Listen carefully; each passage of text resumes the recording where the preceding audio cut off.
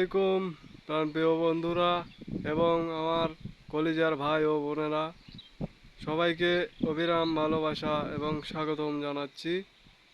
তো আমি দেখতে পাচ্ছেন অনেক সুন্দর পরিবেশে ভিডিও করা হচ্ছে।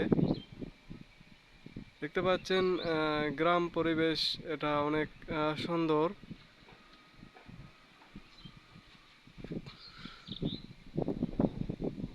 সামনে এগুলি দেখতে পাচ্ছেন, এগুলি হচ্ছে মূলত হচ্ছে ধান ক্ষেত।